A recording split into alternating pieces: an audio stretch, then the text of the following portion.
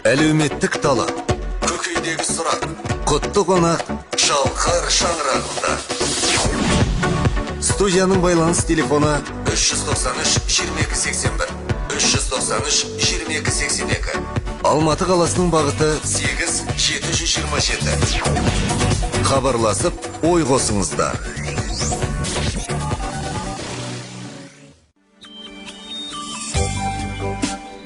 Армысыз тыңдарман, студияда журналист Болатбек Төлепберген.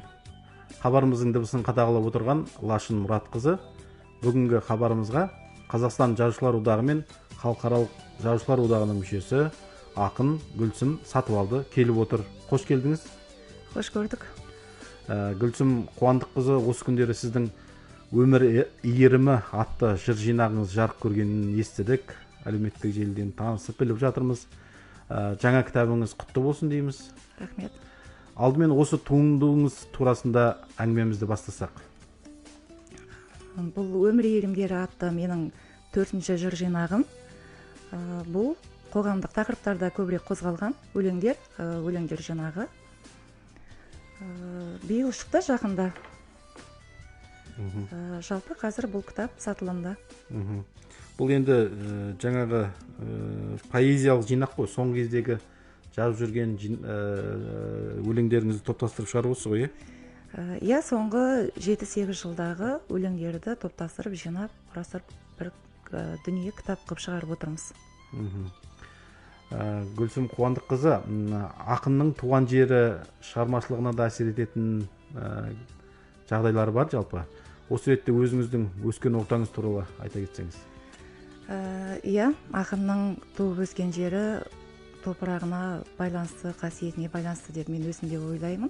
Мен қазіргі Түркістан облысы Мақтаарал ауданы Өлгебас бөлімшесінде қарапайым жанұяда дүниеге келдім. 5 қыз 4 ұлдың ішіндегі екінші перзентімін. Жалпы былай қарасам, менің отбасымда бұндай өнермен айналысатын адам жоқ, бауырларым жоқ. Ойлаймын, менің өзімнің әжем осындай өнерге жақын кісі болған екен. Суырып салма ақындығы бар, көшбасшылығы бар, өзінің сіңілісі, бауырлары бүкіл ел арасында жүрген ақындар болған екен. Мен ойлаймын, сол үлкен нағашылардан менің бойыма дарыған бұл қасиет шығар деп.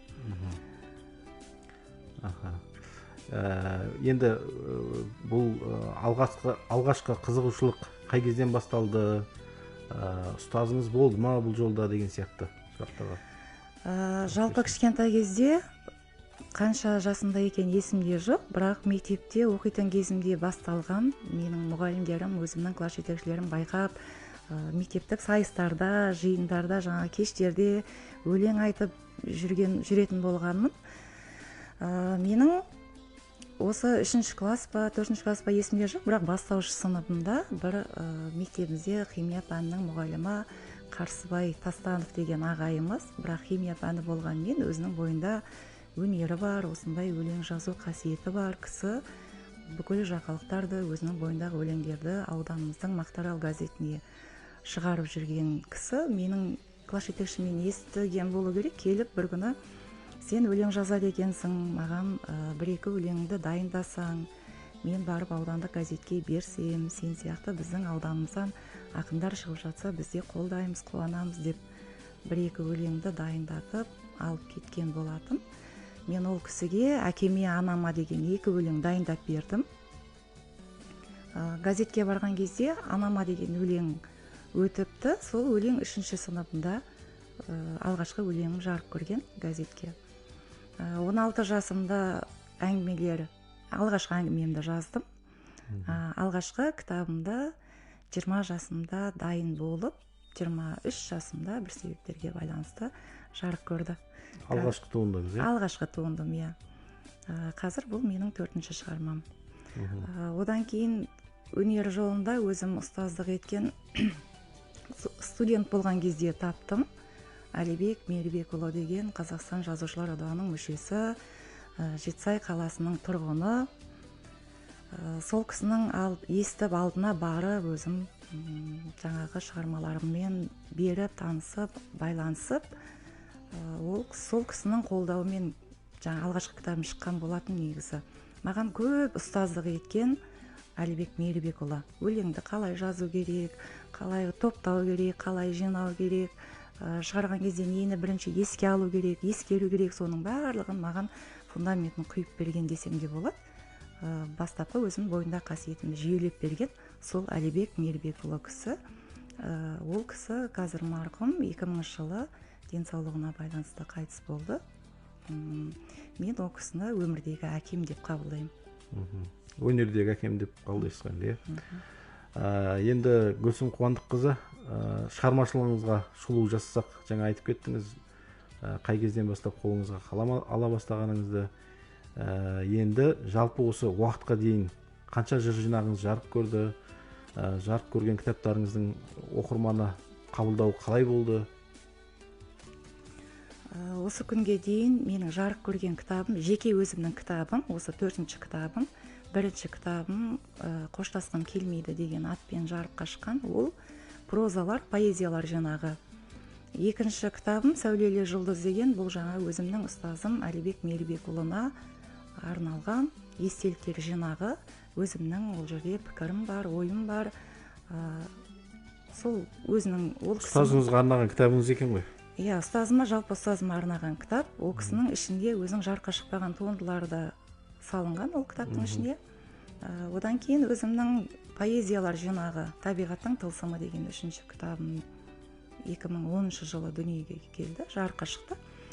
Содан бері жиналып келе жатқан өлеңдердің жинағы топтамасы осы кітап болып шығып отыр. Жалпы білімді қайдан алдыңыз? Енді осы мынау әдебиетке келгеннен кейін қандай кітаптарға қызықтыңыз? Өзіңіздің мынау жоғарғы оқу орнында осы қазақ тіл әдебиетіне жақын болдыңыз ба, немесе мектеп кезінен деген сияқты? Мен мектеп жасымнан, кішкентай кезімнен ес білгенмен кітапты жақсы көрдім. Анам жұмсаса, әкем жұмсаса, менің қолтығымда, қойнымда міндетті түрде кітап жүретін. Кітап оқып отырған кездерімде де енді ол кезде үйдің шаруасы, анаға енді біз жұмыс істеуіміз керек қой. Мен кітап оқып отырсам, анам келіп айтатын маған: сен кітап оқып, сен әлия тапсырманы орындамапсың, кітап оқып маған нан тауып бермей-ақ қой деген сияқты әңгімелер айтатын. Енді қазір ол кісінің осы сөздерді қазір есіне алса күледі. Ол кезде мен ақымақ болған екенмін, түсінбеген екенмін деп. Кішкентайымнан мен өлең кітапқа, әдеби кітапқа, тарихи кітапқа, газет журналдарға құмар болып өстім. Негізі кітапқа, білімге құмарлығым менің 4 жасымда оянған сияқты. Өйткені мен 4 жасымда мектепте өзімнен үлкен әпкем мектепте оқиды. Мектепте 1-ші сыныпта. Сол кісінің артынан мен барады екем, қолыма «Жұлдыз» деген журнал менен бір карандаш алып, мен мектепке барғым келеді, білім алғым келеді, оқығым келеді деп артынан еріп барады екем.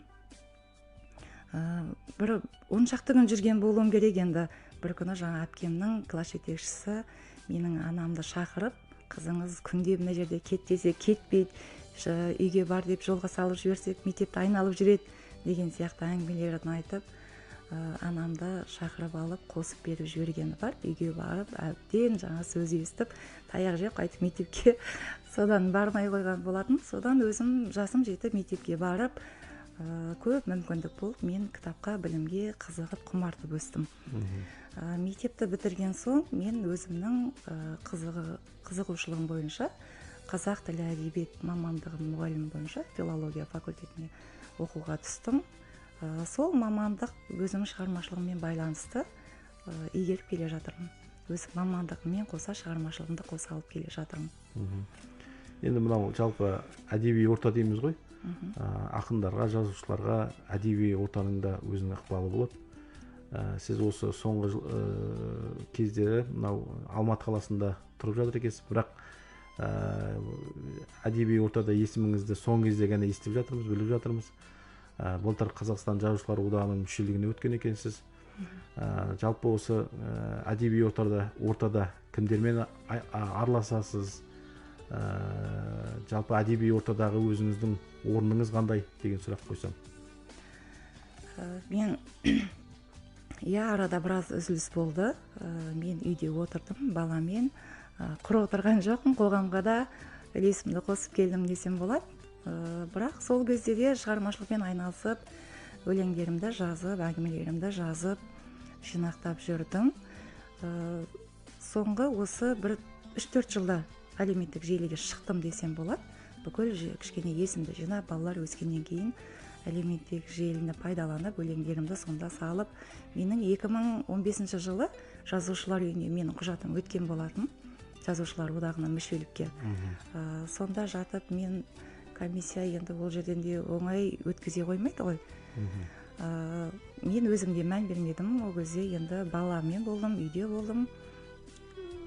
Осы өткен жылы маған Бауыржан Жақып аға хабарласып отыр, сіз құттықтаймын, жазушылар одағына өттіңіз деп. Мен сол кезде бірақ есіме түсті, 2015 жылы мен құжатымды тапсырып тастағаным, мен сол жерде үміткерлік екенімді. Содан қуанып, ол да бір адамға жауапкершілік, бір шабыт сыйлайды екен. Қанат бітірді дейсіз ғой. Қанат бітірді, былай айтқанда. Содан кейін мен мына кітапты бүкіл жинағанымды бірден шығардым десем болады, қанаттанып.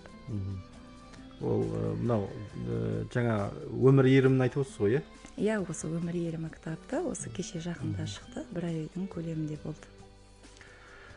Арнаға жаңадан қосылған тыңдарман үшін айта кетейін, бүгінгі Шалқар шаңырағында хабарына Қазақстан Жазушылар одағы мен Халықаралық Жазушылар одағының мүшесі ақын Гүлсім Сатыбалды қатысып отыр.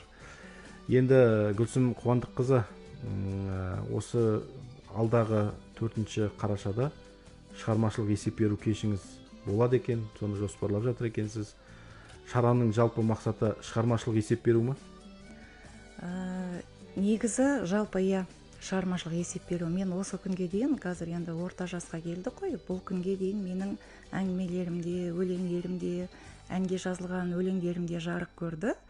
Енді осыны халықтың алдына шығып, жалпы есеп беру кешімді, шығармашылық кешімді өткізіп, халықтың батасын алып, халыққа шығармаларымды жол тартқызсам деген ниет.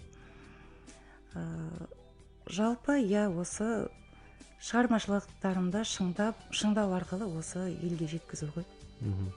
Бұл сіздің алғашқы жаңағы кеш қой, шығармашылық есеп беру кеші. Әрине, алғашқы кешім. Менің алғашқы кітабымда тұсаукесер болды. Одан кейінгі менің жиыным халықтың алдына шығып, үлкен жобам осы бірінші алғашқы рет. Бұл қай жерде болады? Алматы қаласында? Қай мәдени ошақта болады? Осы туралы айта кетсеңіз тыңдармандарымызға. Алматы қаласы, Жамбыл атындағы филармонияда 4 қараша күні болады. Бұл кеште жаңағы сіздің өлеңдеріңіз оқылатын шығар, форматы қалай болады? Осы туралы да айта кетсеңіз. Жалпы шығармашылығын қамтылатын болғандықтан бұл жерде менің әнге жазылған өлеңдерім оқылады, поэзияларым оқылады. 2 әңгіме желісімен сахналық көрініс көрсетіледі. Мына көптеген біраз ақындарымыз бар, жалпы әнге мәтін жазады ғой. Сіздің осы әндерге мәтін жаздыңыз ба? Егер жазсаңыз, осы әндер орындала ма сол кеште?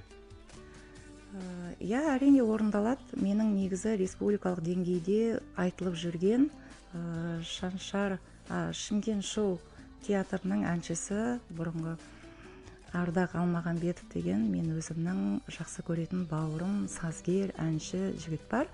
Бастамасында негізі осы жігіт менің осы қалай байланысқан есімде жоқ, осы әлеуметтік желі арқылы ғой барлығы. Бастапқы бірінші өлең осы бала арқылы, осы жігіт бауырым арқылы шықты өлең. Содан менің қызығушылығым оянып, бір күні мен әлеуметтік желіге жарияладым. Өзіме де ұнады, өлеңдері көңілімнен шықты, жүрегімнен шықты. Халықтың да көңілінен шығып жатқаннан кейін ол да бір саған шабыт сыйлайды екен. Әлеуметтік желіге мен өлеңнің, әннің мәтінін жазамын деген сияқты жарнамалап қойып, сол арқылы да біраз өлеңдерге ән жазып тастадым. Бас аяғы қазір 120 шақты өлеңнің әні бар. Сол әндерде орындалады бұйыртса ертең кеште. Қандай әншілеріміз орындап жүр сіздің жаңағы мәтінге жазылған әндерді? Менде қазір жартысынан көбі, жартысында десек болады, Ардақ Алмағамбетов, Роза Есенгелдина, Бибігүл Сағат, Нұржамал Әшімханқызы, бұйыртса ертең кеште Алма Аманжолова әпкеміз бір өлеңді орындап шығады. Елге сәлем деген. Дұрыс екен. Гүлсім Қуандыққызы, енді әлеуметтік желілерден байқағанымыз осы шығармашылық кештің аясында жоғарыда айтып кеткен өмір иірімі атты жыр жинағыңыз арқылы 30 ойынын өткізіп, тыңдармандарымызға бағалы сыйлық дайындап жатыр екенсіз оқырмандарыңызға. Осы шараны толығырақ айта кетсеңіз. Иә, бұл 30-ты ұйымдастырып, өзі жариялап, халыққа жарнамалап жатқанымызға бір 2 аптадай болды. Бізге халықтан көптеп келіп жатқан сұрақтар, бұл алаяқтық емес пе, жалған емес пе, сіздер халықтан ақшаны жинап алып, ертең қашып кетпейсіздер ме деген сияқты әңгімелерін айтып жатыр. Негізгі біздің мақсатымыз енді Алладан жасырмағанда адамнан жасырмаймыз ғой. 2021 жылы бүкіл халық, бүкіл ел, бүкіл қазағым білет бұны. Біз жолдасым 2020 жылы қатты бір 75% күйік шалып, қатты бір қиын кезеңнен өттік, Алланың бір үлкен сынағынан. Сол кезде 21 жылы бүкіл ел болып, менің таныстарым арқылы блогерлерге шығып, бүкіл ел бізге ақша жинап, көмектесіп, қолдау көрсеткен болатын. Біз содан халықтың арқасында екінші рет өмірге келдік десек болады. Сол кезде жолдасымның екеуміздің бір ниетіміз болған. Аллаға шүкір, халықтың арқасында біз қайта өмірге келдік. Енді Алланың да бір енді қалау себебі осы шығар. Енді өлгенше мен қолымнан келгенше халыққа көмектесіп кетем, қолымнан келгенше мен халық үшін өмір сүрем деген әңгімеміз болған болатын. Ол сол кезде айтылды, қойды. Осы былтыр жазушылар одағының мүшелігіне өткеннен кейін жолдасым айтты, сенің бүкіл шығармаларың болса кітап қып шығарсақ, соны халықтың алдына шығарып таратсақ деген ғана әңгіме болды. Ол кезде сол жолдасымның қолдауымен, айтуымен осы кітапты менде қанаттанып шығардық. Осы кітап басылымда жатқан кезде екеуміз, менің де ойымда жүрген болатын, бір ерекше қылып өткізгім келеді, бірақ қандай емес, әйтеуір бір ерекшелігін қалап жүрген болатын ойлап. Бір күні жолдасым өзі айтты, осындай жаңағы жақсы ұтыстар тігіп халыққа, жаңа оқырмандарға осындай қылып өткізсе қалай болады? Біріншіден, сенің шығармаң көпке тарайды. Насихатталады. Иә, насихатталады. Екіншіден, біз бірнеше адамды қуантамыз бағалы сыйлықтар арқылы деген мақсат болды. Сол мақсатпен біз қазір осы 30 ойын ұйымдастырып жатырмыз. Бұл кітаптың бағасы 10.000 теңге. Осы кітапты алған оқырмандарға мына жерге біз нөмірлі кітап нөмірін береміз. Әр алған оқырмандарға бастапқы бетіне өзімнің қолтаңба міндетті түрде жазылады. Қолтаңбамен нөмірлеп біз халыққа жіберіп жатырмыз қазір өтіп жатқан кітаптарға. Ертең ол оқырмандар 4 қараша күні кештің соңында халықтың алдында, көз алдында, барабанда тікелей жаңағы осында келіп көретін оқырмандар үшін барабанда болады. Ал келе алмаймыз, бұл алыстамыз деген оқырмандар үшін ол күні тікелей эфир қосылып, бәрі шынайы көз алдында өтетін болады. Сол барабанда барлығы анықталатын болады, халықтың өзінің көз алдында. Дұрыс екен. Енді бұндай шараны жалпы біз әлеуметтік желіден бұрын әншілеріміздің, блогерлеріміздің жүргізіп жататынын естиміз, білеміз. Бірақ енді ақындарымыздың, жазушыларымыздың тура осындай форматта алғаш рет жасап жатқанын сіз арқылы біліп отырмыз. Бұл да бір әдебиетті насихаттаудың, туындыларымызды насихаттаудың, шығармаларымызды насихаттаудың, поэзияны, прозаны насихаттаудың бір жолы, бір форматы деп қабылдап отырмыз. Сондықтан бұл шараға алдағы уақытта жасап жатқан сәттілік тілейміз. Енді Гүлсім Қуандыққызы студиямызға ақын келген соң қонақ кеде сұрайтынымыз бар. Жырларыңыздан оқып берсеңіз. Жақсы, қазір мен алдындағы сұрағымды бір толықтыра өтейін, оқырмандарға толық нақты түсінікті болу үшін. Бұл жерде жаңағы сатып алған оқырмандардың ішінен жаңа бағалы сыйлық дайындап отырмыз деп отыр қой. Бұл жерде басты жүлде Алматы қаласынан 2 бөлмелі пәтер. Екінші умраға 2 жолдама 2 адамға. Бір iPhone Pro Max 14, бір 12 Pro Max 20 Samsung тігіп отырмыз. Бұйыртса ертең осы кітапты алған оқырмандардың ішінен осы ұтыс ойындары шынайы өзінің егесін табатын болады көз алдарында. Жалпы енді үлкен жаңағы жүлде тігіп отыр екенсіздер да жалпы. Ал егер мысалға кітап сатылмай қалған жағдайда, өздеріңіз ойлағандай қаражат жиналмай қалған жағдайда қалай болады? Осы жағын ойладыңыздар ма? Иә, әрине бұл жүз ойланып, мың толғанып, жан жақты ойластырып шешілген дүние. Тәуекел еттік, кітап өз-өзін ақтаса деген ниетпен. Егер өтпей қалған жағдайда біз өзіміз енді айтылған сөз атылған оқпен бірдей дейді ғой. Біз халыққа уәде бердік па? Халық бұл Алланың екінші есімі. Біз халықты алдап ешқайда кете алмаймыз. Біз қалайда ол үйді уәде еткеннен кейін халыққа береміз. Үйді жаңағы басқа да бағалы сыйлықтардың барлығын, яғни жауапкершілікке алып отырмыз, айтқан нәрсемізді орындаймыз. Жаңағы жалпы кітап өтпеген жағдайдың өзінде, аз өткен жағдайдың өзінде де барлығы бұл жоба аяғына дейін жетеді, айтқан нәрсемізді орындаймыз деп отыр екенсіз. Түсінікті. Енді жаңағы айтқан ақын ретінде өзіңіздің бір жыр шумақтарыңызды тыңдармандарымызға жеткізсеңіз, оқып берсеңіз. Осы өмір еліма деген кітаптың ішінен оқып берейін. Осы кітапқа енген өлеңдерімнің ішінен.